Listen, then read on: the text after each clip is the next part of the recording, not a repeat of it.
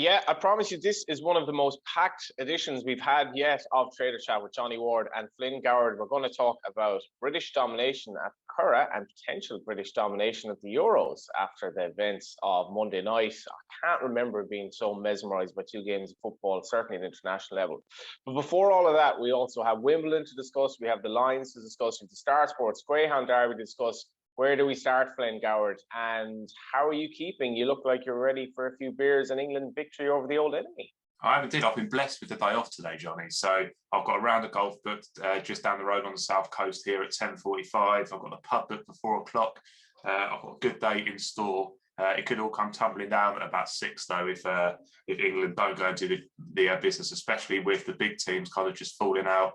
Both sides of the draw, with the Netherlands going out and then obviously France last night. So England have gone very, very short in the Euros. If we look at the outright betting now, Spain are actually favourites, obviously, because they've already gone through, and their side of the draw just got a little bit easier with France going out. But you have to think that I think in the next round they've got to play Italy or Belgium, haven't they? So they're still going to have a tough passage. They're 3-1. I think that they're really short, to be honest. Italy are 7-2. Again, they're going to have to play Belgium and Spain.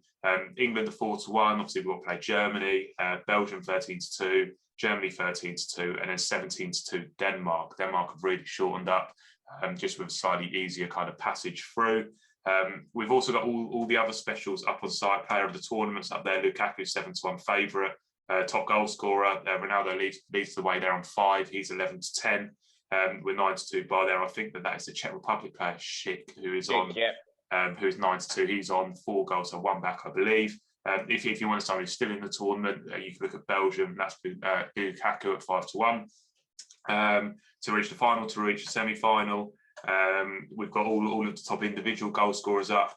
And if you go to the actual specials page, we've got a special that we've done, especially for tonight's game, which is Harry Kane to score any time in England to win in 90 minutes. That's been boosted to 4-1. So I think general price is around 3, so a decent point boost there on that, and that's quite a fun bet to have if you are watching the game. Obviously, as an England fan, Harry Kane to score in 90 minutes and England to win against Germany, it's 4-1. We've got loads of build-a-bet specials there, so do have a look at that. In terms of the Euros book, France were the biggest loser for us with a really decent bet at 7-2 last week. So fantastic. They were my fancy for the event, and I was going to kind of maybe do a saver on Spain as it progressed, but I thought France were the most likely winners. And the obvious question is also, whatever about the anti-post book, did you cop a load of money on the in-running? Because there were eye-watering sums matched on the exchanges, particularly on France. And the fact that both France and Spain surrendered these unbelievably good positions was, I can't remember seeing 2 football games like it in quick succession. I came home to Galway to watch with my father and my brother, and it was like old times. We were just literally glued to the TV as all this was developing, and kind of wanted Switzerland to win them because of what had befell them previously. Yeah, I mean, I've never been so excited as a neutral for a game. I was literally like jumping around. I had my COVID jab last night, and my arm was aching, but somehow managed to be jumping around the room. I'll throw my arms in the air when that third goal scored for Switzerland, and the quality of the goals as well, which is unbelievable. Xhaka, your Arsenal what a mercurial talent, but his performance in the second half and into extra time. Yeah, he was unreal. Pogba was unreal. Some of the finishes as well. I mean, the Pogba goal, Mbappe obviously had a night off. He completely had one, didn't he? Last night, unfortunately for him, but I'm sure he'll come again. And my girlfriend was actually watching it, saying, "I feel really sorry for him." I was like, "I wouldn't feel too sorry for Mbappe. I mean, he's got quite a good life. I'm sure he will come again." But just in terms of the book and in terms of last night, I was just talking to you before that we have the 2 good offer. So if your team does go 2 goals ahead in the Euros tournament, and we do this for the major leagues as well, then we'll settle your bet as a winner.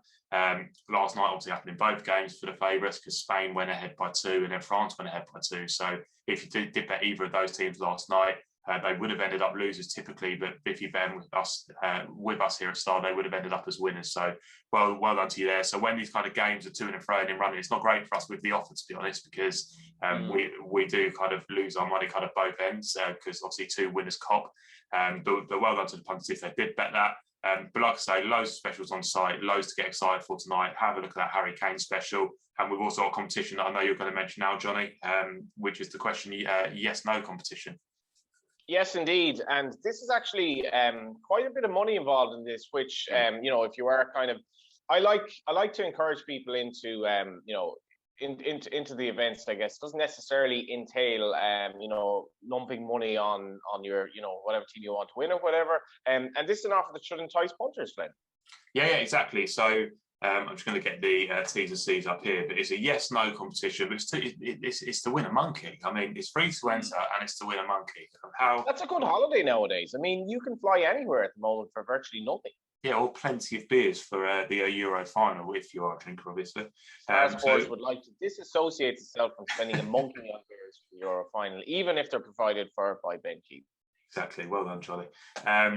So it's a yes/no competition. So there's 10 questions to answer. The winner will get a £500 free bet with Star Sports. And if you get 8 or more right, then you'll get a £20.21, hence the year, free bet. So you just need to get 8 or more right, and for free, you'll get over a 20 quid free bet. The type of questions talk about: will England qualify? Will the first goal be scored inside the first 20 minutes? Will it be a draw at half time? Will VAR disallow a goal in 90 minutes, and so on? So there's questions like that, but they tend to be kind of 50-50. If you do get 8 or more right, then you're guaranteed to get a £20 free bet.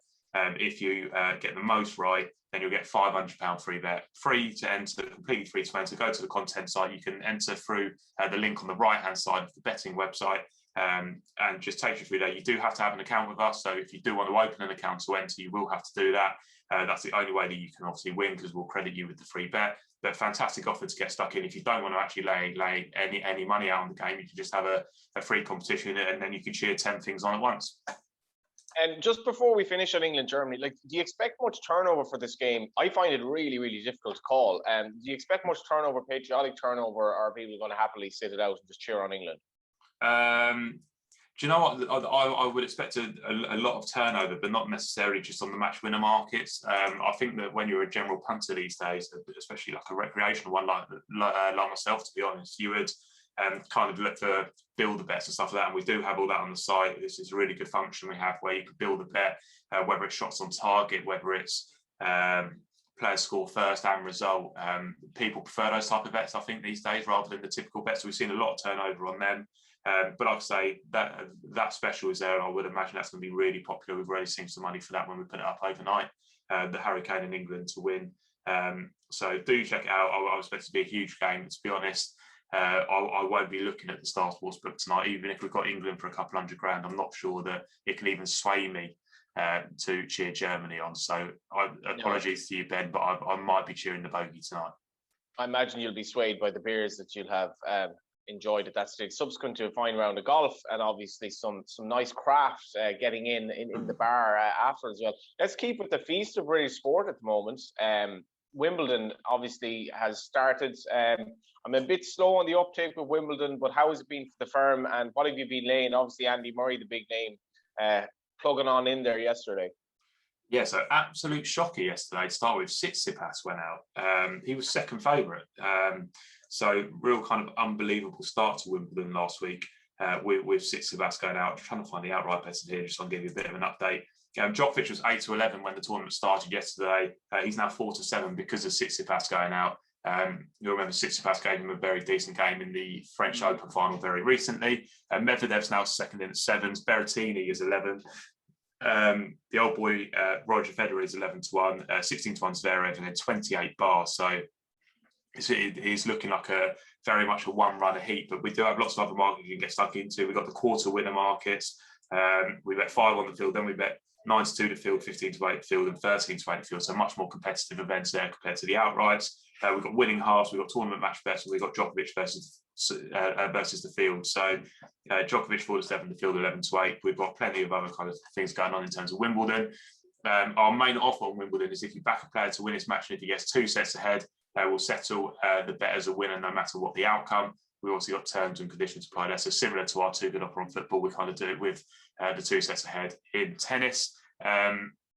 Djokovic would be a small loser for us anti-post. We've also laid a decent bit on Thiago Monteiro at 500-1, so watch out for him, Thiago Monteiro. We also laid yesterday, I took a call from one of our shops, and we laid Cilic at 66-1 for a very decent sum, actually. He's like a very big loser for us now, Cilic, in one of the shops. So the cash punters are still obviously out there wanting to try and get on, so do come and find us in the shops or here online. The 66-1 Cilic was laid at. In terms of the women's event, Ashley Barty would be the bogey there, along with Kvitova and Swiatek. Barty would be joint favourite at 6-1 with Serena Williams. So that's just how Wimbledon shapes up. We've got like a plethora of sports going on at the moment, haven't we, Johnny? And now we kind of move on to the Greyhound Derby. Yeah, the Derby heating up big time. 4-5 the field now going into the semi-final stage. Dear Sydney. We are indeed, yeah. So this is the first Derby semi-finals, all about the semi-finals now. Deerjet Sydney is 4-5. Second in is Ballymat Ferrone at 4-1. Ballymat Wild is 5-1. 8-1 Toolmaker Sydney. 10-1 Beach Avenue and 12-1 Cold as Ice. I've actually bet Beach Avenue and exposed for it, so I'll be hoping he kind of just chases his way through and nips through to the final and then cop the each way money. In terms of the actual semis, we haven't seen a huge amount of business so far for these, but we have kind of priced these up early. The second semi-final, your favourite there, 4-6 is Not the Bold Sid, who would be favourite for the whole thing. We'll spin pretty outpriced in just a moment.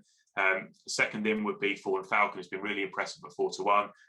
Bocco's Belly in there at 9-2. And then we are 10-1 for New In Session, who would be a loser in the anti-post book, 12-1 Gaytime Milo, and 20-1 Kilara Lions. So those are your anti-post book is looking well, yeah? It's not actually looking too bad, but it will be looking pretty poor if Not the Bold Sid wins. He was the second worst loser in the whole book, and the biggest loser I think was Coney Wonderland, and he was a big price, so it didn't take much to get Coney Wonderland to the top of it. It took quite a bit to get Not the Bold Sid to the second top because he was anti-post favourite for the Derby. We've also laid him on course, so that's obviously a separate book for the on-course book. So we really need Not the Bold Sid beat, but he is now, if I just go to the outright betting, he is now 2-1 favourite to win the whole thing. So it's not looking great for us if Not the Bold Sid does go in. Deerjet Sydney would really do with him just bursting into that front bend. He's 5-2 second favourite, and then you're 8-1 bar then with Fallen Falcon, and then 10-1 Bocco's Belly. So it's all going to be about getting Not the Bold Sid beat. New In Session would be the only other dog that's actually a loser in the anti-post, but that's still in the Derby. So he would be the other one. He's a much bigger price. He's 20-1 to win it. So yeah, it's all going to be about getting that Not the Bold Sid beat. We've also got a huge amount of specials on site. Top Irish Runner, where will the winner be trained? We've got the two Derby Plate semi-finals up. So there's loads of different specials and races to be getting stuck into on site as well. We've also got Ground Derby offers. So we've got the pipped offers, so get up to a £25 back as a free bet if you're second beating a short head. We've got loads of other offers and specials on the Derby as well. So do you check that out on site if you do manage to get past the Euros, the tennis, and all the racing we've got going on as well. Briefly onto rugby as well. Obviously, Alan Wynne-Jones' injury not a help to the Lions or their backers. Anti-post skipper going home. What has this done in terms of the outlook now of the prices anti-post? Yeah, so obviously with the injury, the British and Irish Lions have been pushed outside. They're out to 8-11 to win the tour. The draw would be 25-1, and then South Africa would be 11-10. We've got loads of other stuff inside. We've got the Test series correct score as well. Favourite there would be the Lions to win 2-1 would be 6-4. South Africa to win 2-1 would be 7-4 if you want to swing the other way, and then it's 4-1 bar there. So we do have specials up on site as well as the outright betting, and then we've got the matches will be priced up as well. Let's go to racing now. Obviously, I mentioned at the start of the show, brilliant performance by the Raiders in the Irish Derby, and obviously a big win in the 2-year-old race as well. How was business over the weekend? It was pretty decent, to be honest. In the Irish Derby, High Definition was a solid loser at the op, but his price just only went one way, didn't it? It was just going that way rather than in. We laid a pretty lumpy bet, 13-8, and then we laid a fair bit of 2-1 as we neared the start of the race. But like I said, the price only went one way. It was clearly not fancied. There was actually some money for Wordsworth, the other Aidan O'Brien runner who ran a really, really nice race. Just got interfered with, didn't he, by the eventual winner. Hurricane Lane was the second worst result, but still a very good winner in the book, with Hurricane Lane being the only kind of decent loser that we had. Hurricane Lane's now 6-1 for the King George and 4-1 for the St Ledger. I'm not sure where he's going to go next. I haven't really kind of heard anything. It looks like he's going to stick to. Looks like the Derby winner is actually going to go to the King George to see where he stands. And Hurricane Lane, is going to stick to different options at the moment. So they're going to stick apart, both of them by Frankel as well. It was a massive result for Frankel winning both derbies. Yeah, completely. And do you feel like with Frankel, it's taken a while for his progeny to really get going? Yeah, it has. And in fairness, like you got to remember, Galileo wasn't an immediate success as a stallion as well. The only difference I think with the difference with Frank is that his horses can tend to be a bit quirky, and that is a problem for a stallion. He was a bit quirky himself. He wasn't the most kind of relaxed, laid-back horse in the world. But this has been a bit of an explosion to win 2 classics like that in such a short space of time. It'll cement his position, I think, as the all-powerful stallion going forward after Galileo. Obviously, like both of us, he's been with so many good mares. But well, certainly you have anyway. But he's been to the best, so he really should be producing Derby winners. It's just taken maybe a little bit longer than expected, but both were impressive Derby winners as well, and both seriously promising going forward, I think. Yeah, it was a proper race, wasn't it, at the weekend? It was a proper race. Great watch. And I can imagine the 1,000 people that did go to Curragh thoroughly enjoyed themselves, didn't they? And would have enjoyed the fact that it wasn't an Aidan O'Brien domination. I mean, that has not been good for the race. The fact that it was 2 Raiders fighting it out with a well-held Aidan O'Brien third was great for the race. You want competitive race. You want British runners. You want French runners. You want something that you're not sure what the outcome will be, and that was the case Saturday. It was a fantastic race. Yeah, completely. And the decent racing didn't end there on Saturday because you obviously had the railway stage from Curragh. Quite a messy race, wasn't it? Castle Star was all the rage with the punters for the off, going for second in at 7-2. Was the only loser in the book, and Dr. Zemp was also popular, but it was a real trouble passage for both of them, actually. It was real kind of messy. You could have questioned some of the gaps that Castle Star went for, but obviously went down on this all in second. The other group race on the card was the ARM Holding International Stakes.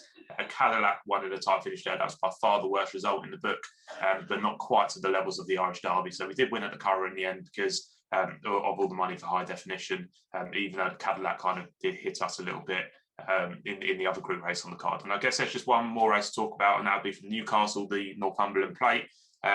Dubious Affair was the one at the front of the market that we just continued to lay. We couldn't stop laying Dubious Affair. The same with Trushan. Trushan was really popular, but he just seemed to run completely flat. The other losers in the book were Sir Chauvelin and All Right Sunshine. So Nicholas T was a fantastic result there. And it was a real tight race. You couldn't really call the winner inside the final furlong. It was just a complete wall of horses. So very good result there, and a very good result for us in the Irish Derby. So a good weekend and a good week all in all, to be honest.